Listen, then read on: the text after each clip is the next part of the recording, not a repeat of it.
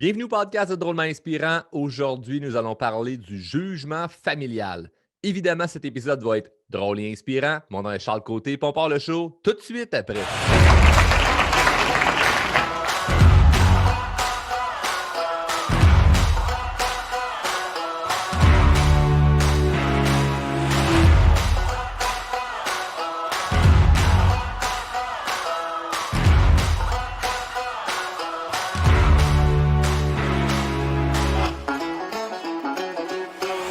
Le fameux jugement familial, hein, on pourrait appeler ça évidemment le jugement des autres, mais aujourd'hui l'épisode va être plus concentré sur la famille. Et pourquoi j'en parle? J'en ai parlé dans beaucoup d'autres épisodes là, du jugement des autres. Je pense à l'épisode 30 qui a pour titre «Les gens veulent te voir heureux, mais pas plus qu'eux». C'est un épisode assez frappant, vous irez écouter ça. Où il y a l'épisode de 21 qui est pour titre «Le jugement des autres» ou «C'est jugement des autres». Bref, j'en parle souvent, j'en parle beaucoup, même en conférence. Et pourquoi j'en parle autant, c'est que ça revient beaucoup, tu sais. Et je côtoie beaucoup de gens qui réussissent très bien leur vie. On pourrait appeler ça des gens à succès. Et pourtant, le jugement des autres les affecte comme tout le monde. C'est juste qu'ils n'en parlent pas nécessairement. Et c'est pour ça que je continue à en parler. Parce que je juge que, c'est drôle de dire je juge quand on veut parler du jugement, mais j'observe que ça l'affecte vraiment tout le monde, OK? Beaucoup de gens en souffrent du jugement et je pense pas qu'on peut réussir à éliminer ça. Honnêtement, moi, j'ai comme objectif de réussir à amener les gens à moins juger. Puis quand je dis juger, là, c'est pas, tu vois quelqu'un dans la rue puis tu te fais une idée rapidement, là. Ça, tout le monde fait ça. Tu sais, la fameuse phrase, là: «L'habit fait pas le moine». Mais oui, tu le reconnais comment le moine, toi? «Ah, avec son habit». Bon, c'est ça. Fait que y a personne qui a dit: «Ah, j'ai reconnu que c'était un moine, pas parce qu'il était habillé tout en orange, là, avec des sandales, puis il avait le coco rasé. Non, c'est parce que j'ai jasé avec lui, hein». Mais oui, on juge pas un livre par la couverture. Non, non, j'ai pris le temps d'aller. Arrête, là, tu t'es dit, c'est un moine parce qu'il ressemble à un moine. Bon, fait que je ne parle pas de ce jugement-là. Je parle vraiment puis là, dans l'épisode d'aujourd'hui, ça va être précisément au niveau de la famille, mais les gens alentour de toi, quand ils te posent des questions ou ils ne s'intéressent pas à ce que tu fais, mais plutôt essaient de comprendre pour essayer de te piéger. Il y a des gens qui sont vraiment bons pour juger, puis souvent, là où c'est le plus souffrant, c'est dans notre famille. Parce qu'on se dit, mais écoute, moi, ça devrait être normal que les gens autour de moi m'encouragent. Puis on pense qu'au final, soit que c'est nous qui avons un problème ou c'est notre famille qui a un problème. Puis là, on ne les a pas choisis, on n'a pas décidé ça. On aimerait mieux être avec des gens qui nous encouragent. Puis ça vient à nous faire de la peine, ça vient qu'on en souffre et c'est tout à fait correct, là. Moi, je suis pas là pour te dire, faut se foutre de ce que les autres pensent, puis go, go, go, fonce, puis c'est pas grave, ou ben, le monde autour de toi, c'est juste des caves. Non, non, je pense même pas que les gens qui te jugent sont, sont sont d'une méchanceté. Je pense plus qu'ils sont maladroits. Puis ça me fait rire parce qu'il y a un de mes amis qui réussit très, très, très bien dans la vie, là. C'est un investisseur immobilier. Il vaut des millions. Puis c'est juste ça qu'il fait dans la vie, investir en immobilier. Puis il connaît tous les domaines de l'investissement immobilier. Même qu'il forme des gens là-dedans. Tu sais, il va même coacher des gens qui veulent se lancer en investissement ou qui ont des questions par rapport à l'investissement, c'est-à-dire qu'ils sont déjà millionnaires de l'investissement, mais ils vont quand même se pencher vers lui pour avoir certains conseils. Tu sais, c'est un gars qui connaît vraiment son affaire.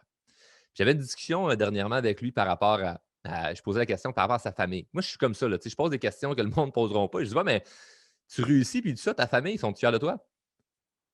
Puis ça, c'est une question qui vient vraiment, vraiment ébranler les gens. Parce que le monde a bien beau se vanter de leur affaire, puis ça, ils sont tous fiers, puis là, tout le monde alentour se dit: «Hey, wow, tu réussis, tes parents ou ta famille doivent tellement être fiers de toi». Et quand je pose la question, cette question-là de: «Hey, c'est cool ce que tu fais, puis ta famille, ils en pensent quoi ou sont fiers de toi?» Je le vois en une seconde dans leurs yeux si ça va ou ça va pas, tu sais. Et dans sa situation à lui, ça l'allait pas. Il me dit: «Oh my God, parle-moi pas de ça». Je dis: «OK, beh, élabore». Puis moi, je pose pas la question pour gosser, je pose la question pour vous autres. Je pose la question pour vous autres parce que moi, j'en ai reçu longtemps de jugement, puis j'en reçois encore. Puis je me dis: «C'est-tu moi qui est pas normal ou» Puis je vois mes clients qui se disent: «Hey Charles, je me fais juger par ma famille ou mon entourage. C'est-tu moi qui est pas normal ou si eux autres sont pas normales?» Et moi, je vais poser des questions. Moi, je suis dans un. Tu sais, quand je fais le podcast, là, je suis dans mon bureau là, ou slash version studio, je dis à ma conjointe quand j'enregistre un épisode comme maintenant, je m'en vais dans mon laboratoire. Hein. C'est comme un laboratoire où j'expérimente des affaires. Mais quand je suis à l'extérieur de mon laboratoire, moi, je pose des questions au monde. Hein. Moi, je suis en mission là, pour comprendre. Et j'ai mission pour comprendre plein de choses au niveau de la confiance en soi puis de la communication. Et le jugement en fait partie parce que ça vient ébranler notre confiance. Et souvent, quand on se fait juger, on a de la difficulté à communiquer. Ça, on le voit plus précisément en formation. Mais en posant la question aux gens comme ta famille en pense quoi? Tu sais? Si la personne, ça se passe bien, je pose des questions pour savoir qu'est-ce que tu as fait, puis ça a toujours été comme ça, puis comment ils sont, pour comprendre. Mais la majorité du temps, là, les amis, là, la majorité du temps, les gens se font juger. Que les gens aient du succès ou pas, là, ils se font juger. C'est assez fou, là. Puis plus aberrant que ça, mon chum en question, qui est millionnaire de l'immobilier, quand il donne des conseils sur l'immobilier à sa famille, il l'écoute même pas. Ils vont même pas prendre le temps de l'écouter. Il me contait une situation, il me disait: «Hey, j'ai quelqu'un de ma famille qui, veut s'acheter, une maison, puis là, me pose plein de questions, puis chaque conseil que j'ai dit, fait le contraire. Puis l'excuse de pourquoi, telle personne de ma famille ne m'écoute pas, c'est: "Ouais, mais là, le courtier, il m'avait dit autre chose"». Puis il dit: «Laisse faire le courtier, esti, je suis dans ta famille, je suis là pour t'aider». Puis je suis pas en train de dire que les courtiers sont pas là pour aider, là. J'ai plein d'amis qui sont courtiers puis qui font un excellent travail. Mais là, c'est juste pour mettre la parenthèse de: «Hey, c'est quelqu'un de ta famille là, qui est millionnaire de ce domaine-là. Ça te tente pas de l'écouter, là?» Non, c'est pas juste pas écouter, c'est du jugement de ben, tu connais pas tant ça. Non, non, non, lui, il connaît ça mieux que toi. Puis là, c'est pas une guerre de qui connaît mieux ça, là. Est-ce que c'est lui l'investisseur qui est meilleur ou le courtier qui connaît plus ça? Ça n'a même pas rapport. On parle de faits, là, de hey, tu es millionnaire dans un domaine, techniquement, tu devrais connaître une coupe de patente, puis ta famille ne t'écoute même pas. Pire que ça, ils vont même aller jusqu'à te juger. Et ce qui est triste, c'est que la morale là-dedans, c'est que même si lui, il fait des millions, là, avec ou sans sa famille, là, c'est comme, il n'a pas besoin d'eux autres. C'est plus eux qui ont besoin de lui que lui a besoin d'eux. Là. Même s'il réussit très bien, ça l'affecte. Et je prends vraiment le temps de le dire parce qu'il y a beaucoup de gens qui se sentent affectés par le jugement familial, puis ils se disent: «Ah, je suis pas chanceux, je me sens de même». C'est comme, j'ai un problème, ma famille a un problème, puis en plus de ça, je me sens pas bien, puis je suis tout seul là-dedans. Je te confirme que tu n'es pas tout seul là-dedans. Je te confirme. Beaucoup de gens là, vivent ça. Là. Puis j'ai même côtoyé des gens, là, des personnalités publiques, là, des gens là, que vous connaissez, puis qui l'avoueront jamais. Jamais ils vont l'avouer. Je l'ai fait d'ailleurs un live là-dessus dans le groupe Les Drôlement Inspirés. D'ailleurs, si vous n'êtes pas encore dans le groupe Les Drôlement Inspirés, c'est un groupe sur Facebook. Là. C'est un groupe gratuit où ce que je donne du contenu exclusif gratuitement aux gens qui font partie de cette communauté-là. Fait que si jamais ça vous intéresse d'aller vous joindre à une gang de fous, à une gang de moutons noirs, hein, c'est ça que je l'appelle comme ça. On est un groupe de moutons noirs, c'est-à-dire plein de gens qui veulent faire des choses extraordinaires ou juste être fiers d'eux-mêmes. Puis entre nous, ben, on s'encourage et on s'entraide. Bref, groupe Les Drôlement Inspirés sur Facebook, vous irez vous faire votre demande. Puis d'ailleurs, quand vous faites votre demande, là, répondez au questionnaire. Si vous ne répondez pas au questionnaire, vous n'êtes pas accepté dans le groupe. On veut des gens sérieux. On ne veut pas des wannabes. Je veux juste aller voir ce qui se passe là-dedans. Là. Donc, répondez au questionnaire si vous voulez être accepté. Et j'ai fait un live ça dernièrement dans ce groupe-là pour dire que je rencontre des gens qui ont du succès ou des gens connus, puis le jugement, ça les affecte. Là. Il n'y a personne de surhumain. Là. Mais en public, ils avoueront pas. Là. Ils l'avoueront pas. Ils ne diront pas: «Ouais, ça m'affecte quand un membre de ma famille me dit ça» ou «Ça m'a affecté quand mes parents m'avaient dit telle affaire». Ils ne l'avoueront pas à 100%. Va vraiment falloir qu'il y ait un contexte d'ouverture pour qu'ils avouent ce genre de choses-là. Mais vite, vite à froid, là, de tout le jugement des autres, là, ou ta famille, si Dieu, ça te dérange-tu? Ben, moi, je m'en fous, là, je fais ce que j'ai à faire. C'est pas vrai, là. Ça les affecte. Fait que là, déjà là, de savoir ça, ça ne règle pas ta situation. Par contre, c'est un petit lâcher-prise que je veux t'envoyer. Je n'ai pas le contrôle sur ton lâcher-prise, là, mais je veux juste t'envoyer là, à l'intérieur de cet audio un lâcher-prise. C'est ça mon intention. Je veux t'envoyer du lâcher-prise. À toi de l'attraper ou pas. Que, hey, t'es pas tout seul, OK? Fait que d'un, t'es pas tout seul. De deux, les gens que tu regardes, tu dis, wow, j'aimerais savoir leur vie. Ben, ils ne se sentent pas nécessairement mieux par rapport au jugement et souvent, c'est du jugement familial. Fait que moi, ça me fait capoter de dire, hey, moi, j'ai un chum là, que moi, je vais appeler pour des conseils sur l'immobilier parce qu'il connaît ça en tabarouette, mais sa propre famille ne l'écouteront jamais.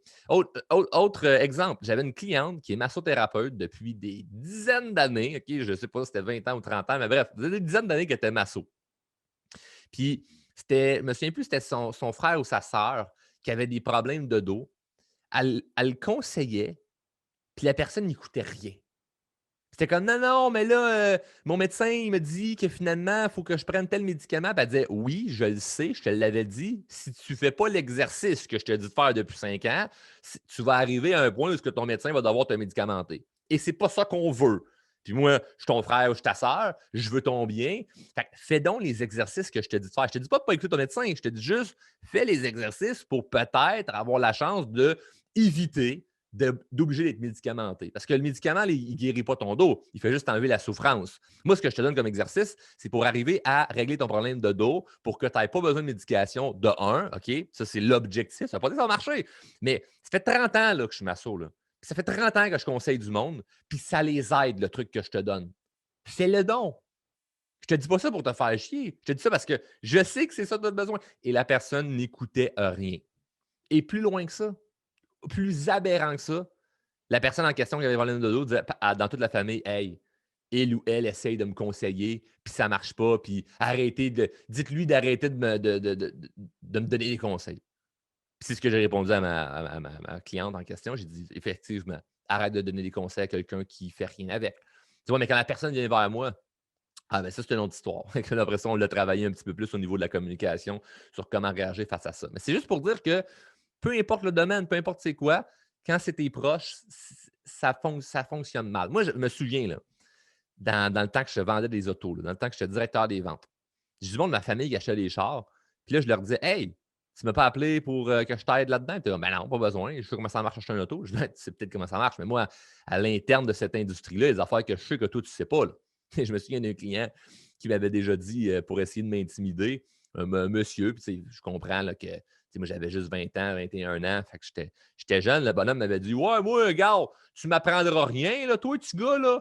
C'était un genre de mon oncle Gaétan. Là. Je pense que c'est peut-être de là que ça l'a apparu, mon oncle Gaétan. Il disait: Gars, là, petit gars, là, moi, ça fait une trentaine de chars que j'ai acheté dans ma vie. Fait que moi, j'ai répondu: Fait que c'est vraiment bien. C'est à peu près ça que moi, j'ai vendu le mois dernier. Fait que si ça ne vous dérange pas, je vais continuer à vous expliquer.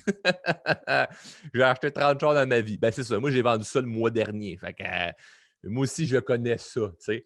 Fait que bref, il y avait des gens de ma famille qui achetaient des autos. Puis je leur disais: Mais là, pourquoi tu ne m'as pas appelé? J'aurais pu t'aider dans la négociation, peu importe. Puis ils étaient comme: Non, pas besoin. J'ai dit: OK, fait que dans ce cas-là, tu n'as pas payé le frais de dossier. Mais le frais de quoi? Tu dis: Calique! Pourquoi tu ne m'as pas juste appelé que je te dise comment ça fonctionne? Mais non, mais je sais comment ça marche. Non, tu ne sais pas comment ça marche. Arrête de m'écœurer avec ça. Moi, je sais comment ça marche. Je travaille là-dedans.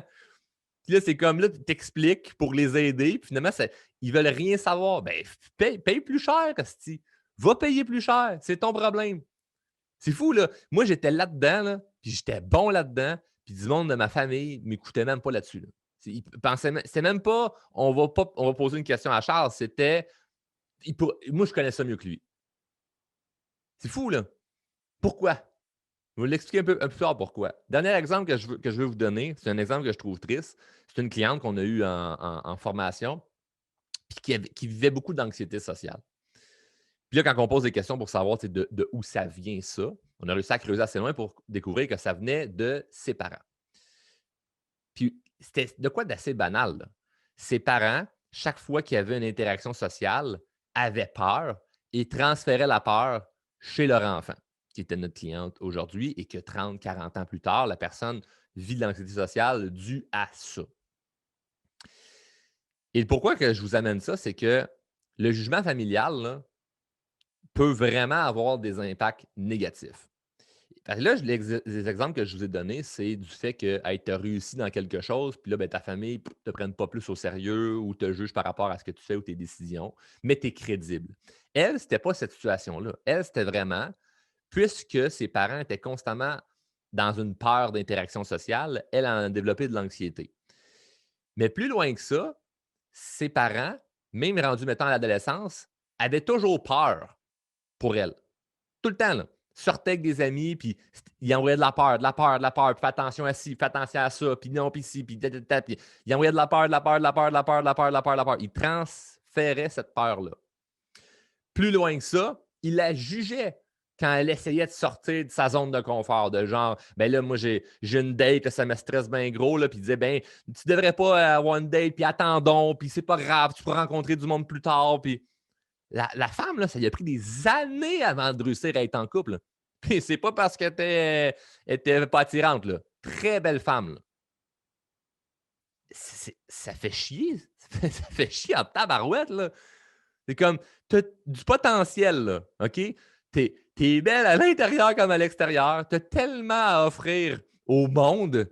Tu pourrais rencontrer plein de gens extraordinaires pour des relations amoureuses ou amicales. Puis esti, parce que ta famille, eux autres, ils avaient peur, ils t'ont transféré ça, puis toi, tu penses que c'est vrai qu'il faut avoir peur des autres, tu sais. Ou tu penses que c'est normal de faire de l'anxiété sociale, d'être stressé par rapport à des interactions. Puis j'ai la grande fierté de dire qu'on l'a aidé, puis qu'aujourd'hui, ça se passe bien, tu sais. Ça se passe bien dans sa vie parce que ça s'apprend, tu sais, la confiance en soi, puis la communication, puis savoir comment être à l'aise avec les autres.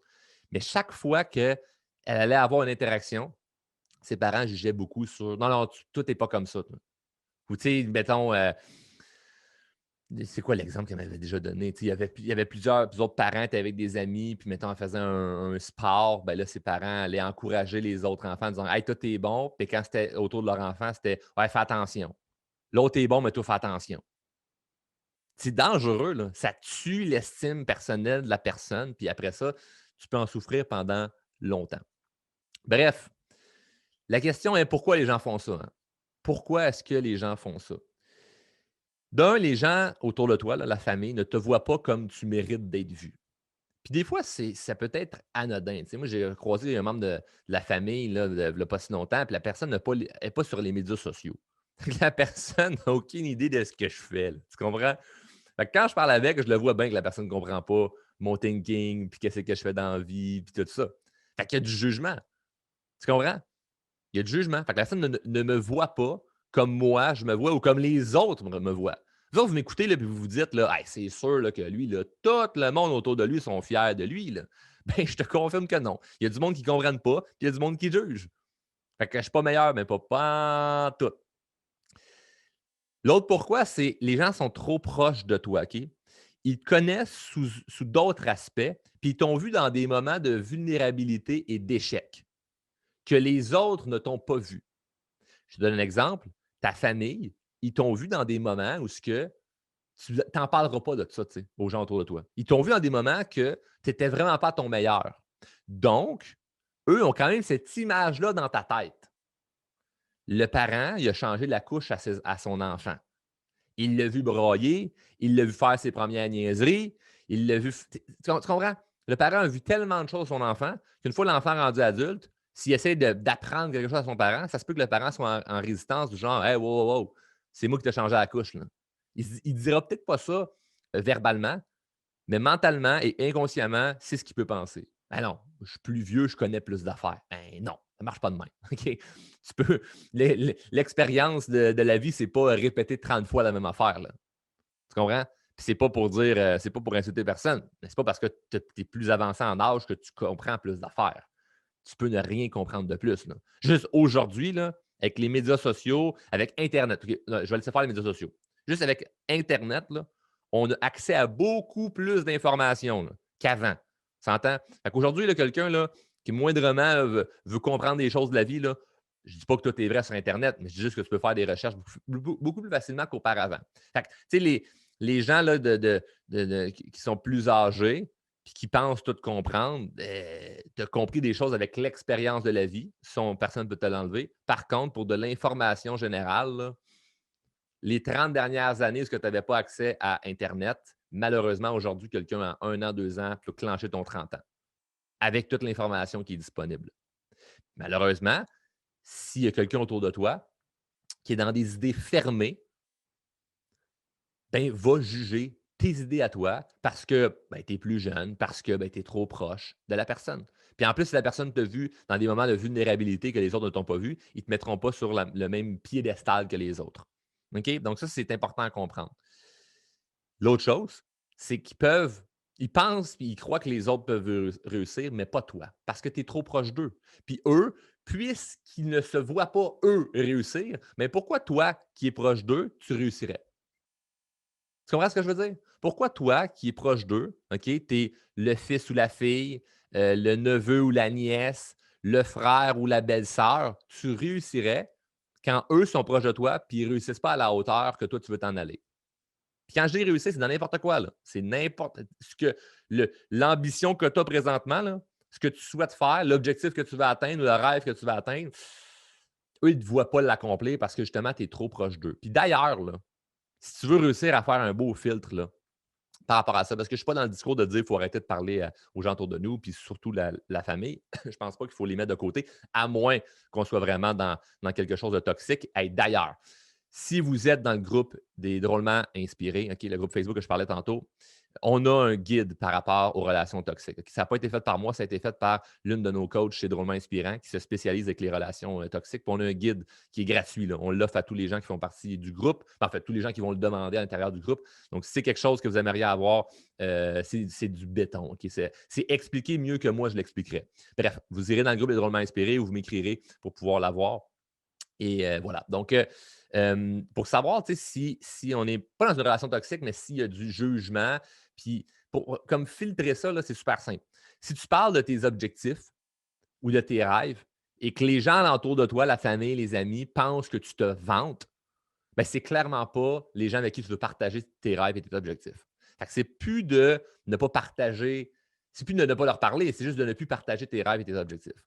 Parce que quelqu'un qui a du succès, là, moi, quand je parle avec les gens autour de moi là, qui réussissent là, dans la vie, là, qui sont fiers d'eux, là, quand je leur partage mes objectifs, je ne les mets pas inconfortables, tu comprends?